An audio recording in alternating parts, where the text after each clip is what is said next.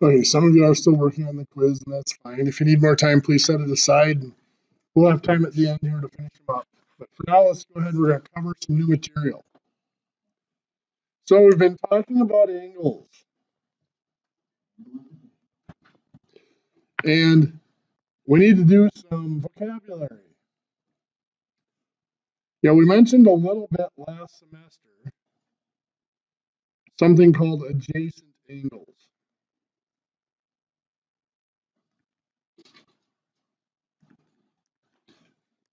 Remember, our angles come from a starting point that we take and we move in a single direction. Then we come back to that starting point and we move in a different direction. The angle, of course, is the difference in direction or the fraction of a full rotation, however you want to look at it. If we come back to that same starting point, now that starting point, once we've used it for two different rays, is what we call a vertex. If you think of an angle as being a part of a rotation, that's the point that it rotates around. That point stays fixed, and the rest of it rotates around that point. So now if I go back to that same point, that vertex, and I go in a third direction, I now have another angle that has the same vertex, and it shares one of the sides. Well, in fact, I've created multiple angles now instead of just two. But these two angles, this one here and this one here, are what we refer to as adjacent angles. And the nice thing about adjacent angles is they are additive. So if this angle here is 28 degrees, and this one here is 40 degrees, this whole angle here is 40 plus 28 is 68 degrees. They can be added, or they can be subtracted.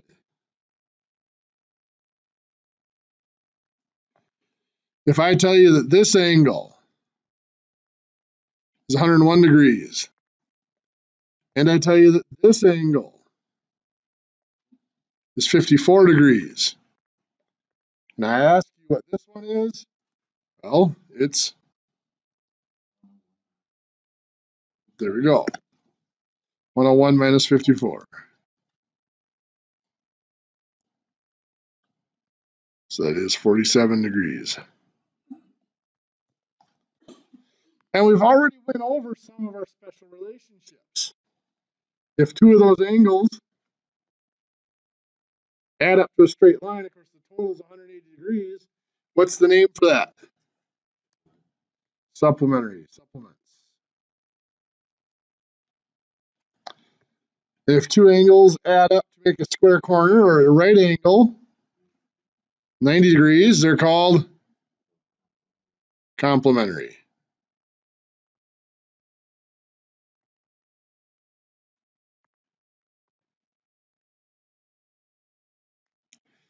But let's look at classifying individual angles.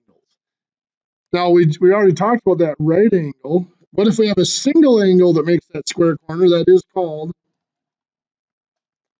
a right angle. If I have an angle that's smaller than a right angle, or less than 90 degrees, it's called acute angle. I think acute is usually things that are small. Acute angle is a small angle. If I have an angle that's larger than a right angle, or larger than 90 degrees, it is obtuse. Think of obese as being large, obtuse as being larger than right.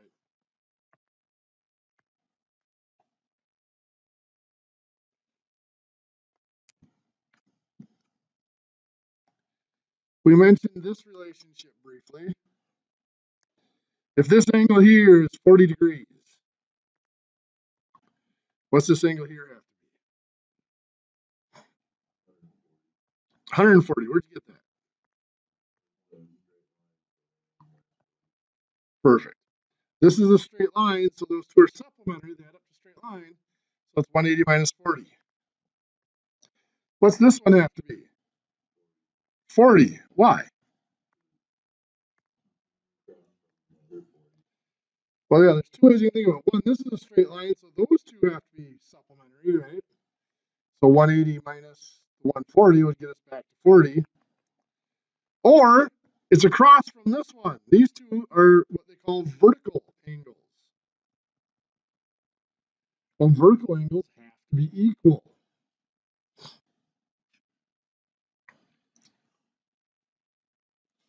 So those are called intersecting lines. There are some special cases we had for pairs of lines. If they intersect at a right angle, they're called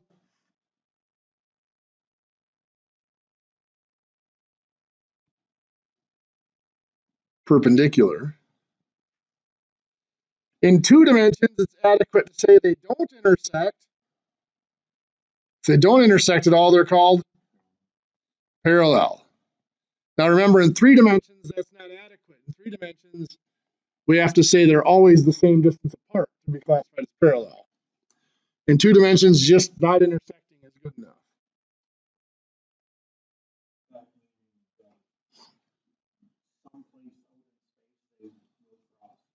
In 3 dimensions?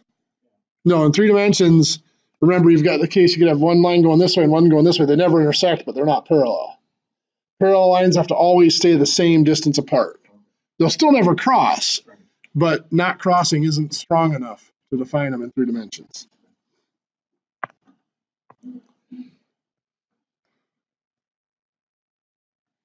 Now, these two lines are obviously not parallel. They're also not perpendicular. At some point, they will cross, not too far away in this case. These are what we refer to as oblique. Oblique kind of means there's just nothing special about them. They intersect, but not in any special way. Anytime I have more than one set of lines that is cut by another line, that line that cuts across them is called a transversal. We're not terribly concerned about transversals cutting across oblique lines. Where all the special stuff happens is when a transversal cuts across parallel lines. Very good. Because when a transversal cuts across parallel lines, there are 8 angles formed. But of those 8 angles, there are only 2 unique measurements. If I tell you that this is 70 degrees, what's this angle here have to be? 110.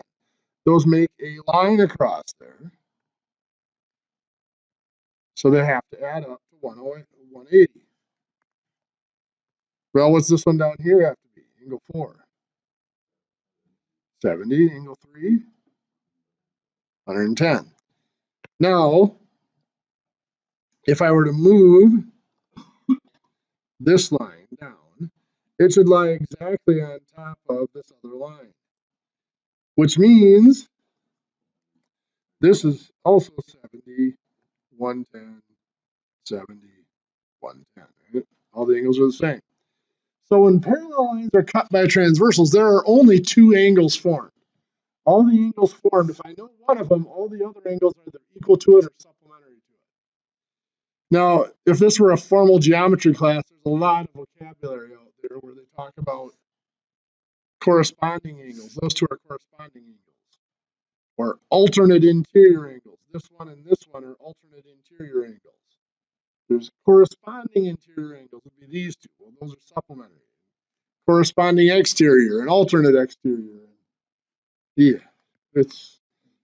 Yeah, we don't need to define that vocabulary. All you need to know is if you know one of the angles, all the others are either equal to it or supplements to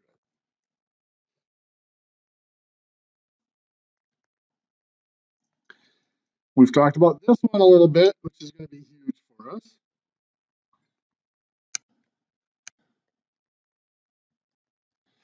If I have a triangle and I know 2 of the angles, can I find the third one?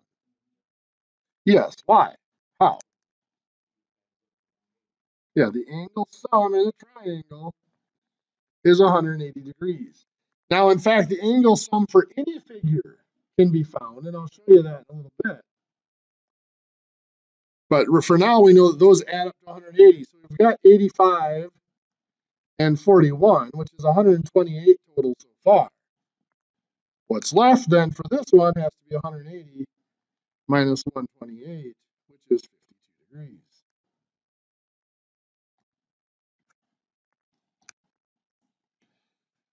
Where does that come from? Why do they have to add up to 180? Well, there are a couple of reasons why. One of the ways it can be shown with a triangle is like this.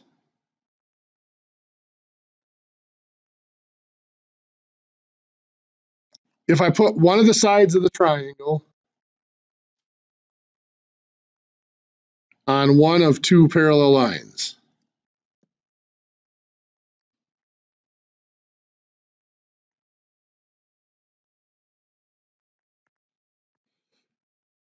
so this is one angle of the triangle right here. I'll call that angle A. Make this angle B, angle C. What other angle has to be equal to angle B? Think of this as being a transversal across here, right? This would have to be equal to angle B. This would have to be equal to angle B. This is also equal to angle B, correct? Because remember that transversal cuts two parallel lines. All the angles are either equal or supplements. This is equal to B.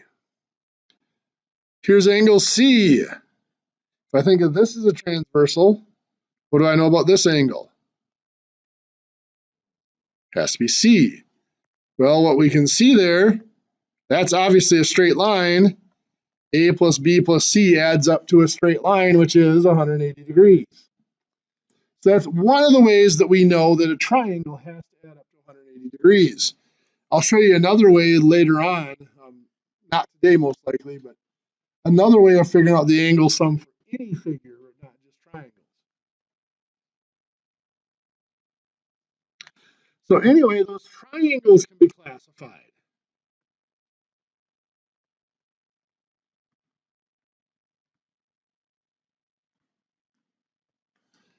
One way we can classify triangles is by their angles. And we classify them by the largest angle. We'll start out with the most specialist one.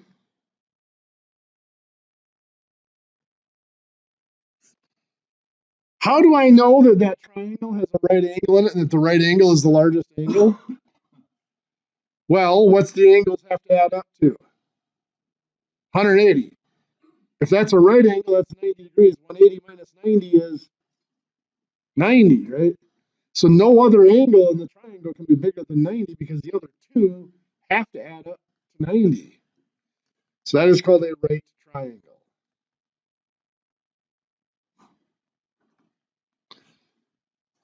We can have a triangle that has no angle bigger than 90 degrees. The largest angle here is probably that one, and that angle is acute. So it's called an acute triangle.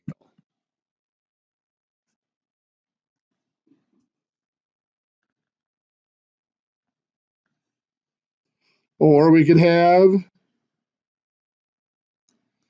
triangle like that, where that's the largest angle, and of course that angle is obtuse.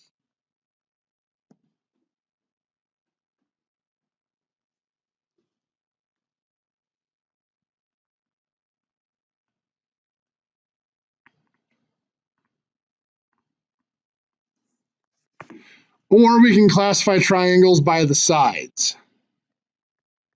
And it's basically the relationship between the sides. So we can start out with a triangle like this.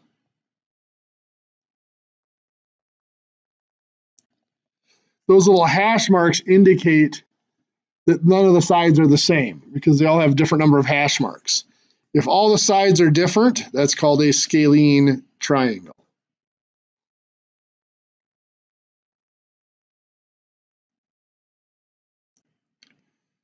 If two sides are the same, it is called Isosceles.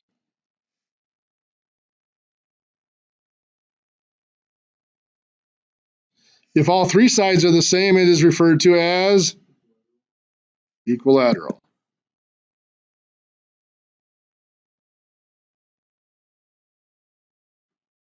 Equal meaning equal, lateral is sides. And of course, you can use a combination of the two. You might have this situation. Well, that would be an isosceles right triangle.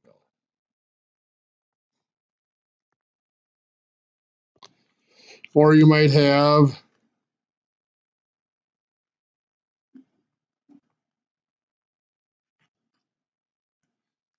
an isosceles obtuse triangle.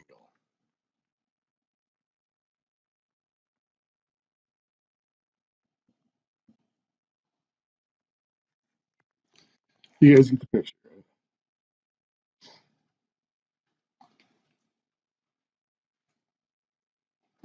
Can you ever have an equilateral right triangle? Why not?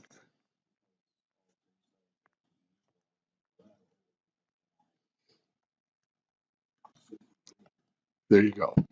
If we remember back to last semester when we did a squared plus b squared equals c squared,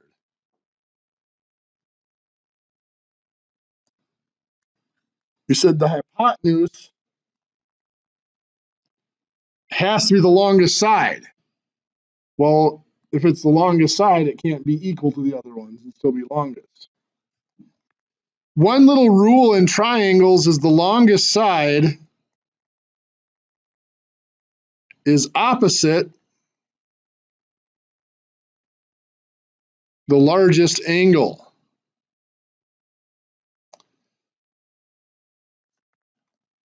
So obviously in a right triangle, the right angle is the largest angle. The hypotenuse is the largest side. That makes sense.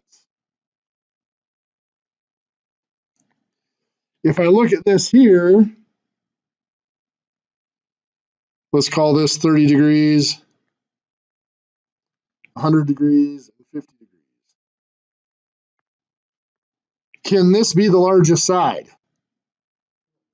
No, it's actually the smallest because it is opposite the smallest angle. How about this one? That is the largest side. Not a hypotenuse because it's not a right triangle. But it is still the largest side because it is opposite the biggest angle.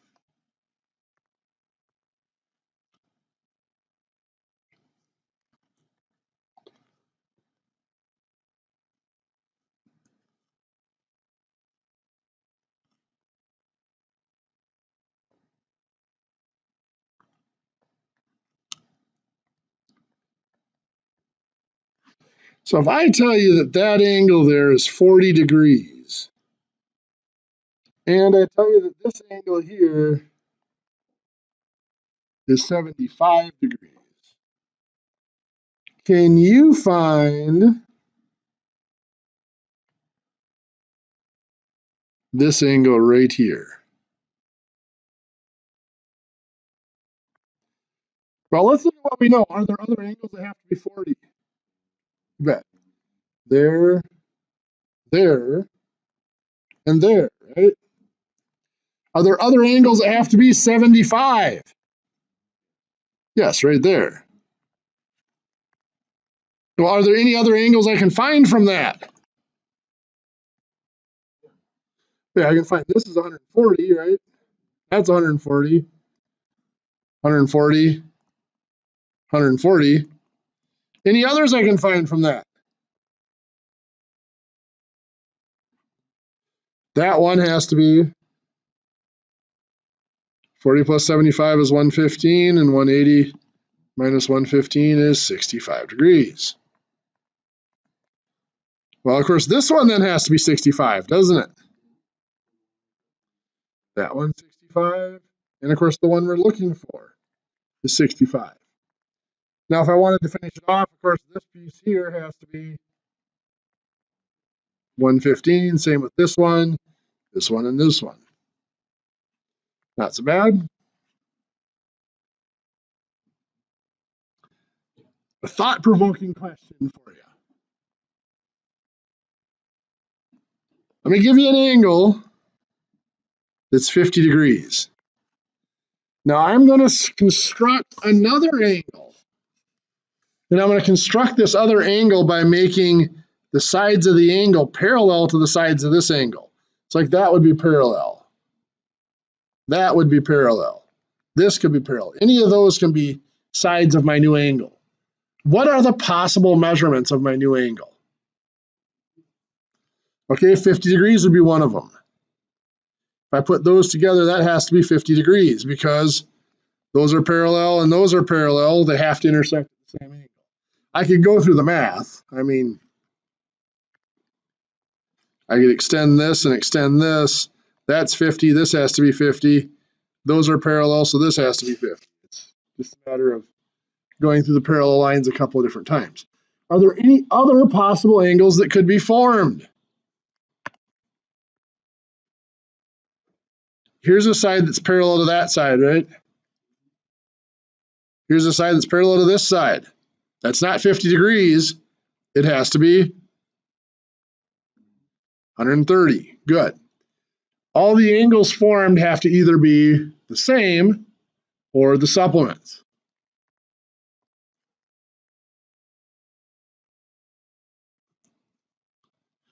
Well, let's go back to our happy little 50-degree angle. Now I'm going to construct a new angle by making sides that are perpendicular to the existing sides. What can we say about the angles that are formed there? What's that? Well, this is 90 degrees, but the angles that are formed by those new lines. 130. Why?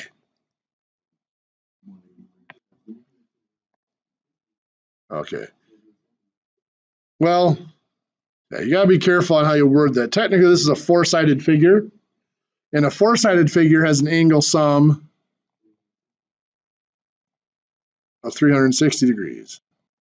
So we've got 90 and 90, that's 180, that subtracts good, leave us with 180, minus the 50 leaves us with 130. Is that 130 the only angle we can create? No. This is perpendicular to this side. This, if I were to extend it, is perpendicular to this side. This angle is 50 again. That would be the same as this one right here.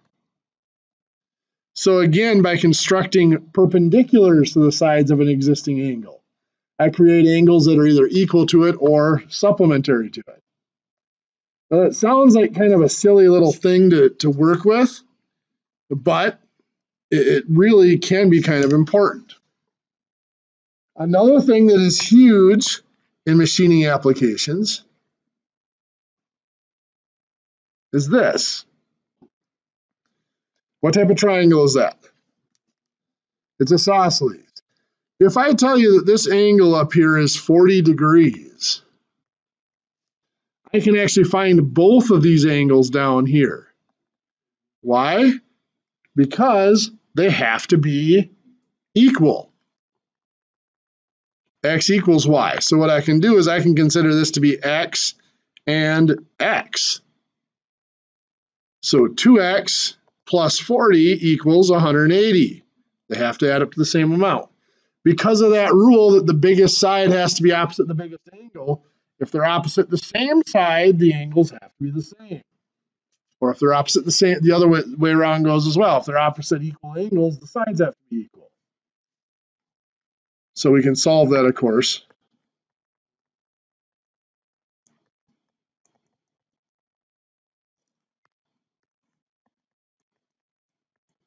Get that the angle is 70 degrees.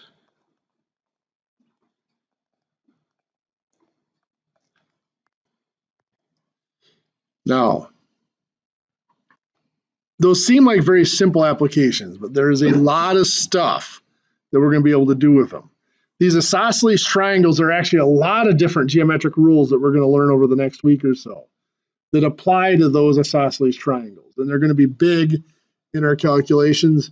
When we start doing the trig applications, it's going to be one of the ways that we create right triangles to work with. So for now, I'm going to give you a new packet. In this new packet, you're going to work on page 281, 1 through 12, and page 286, 1 through 24. If you just do the odds, that's fine. If you're struggling, go back and do the evens for extra practice.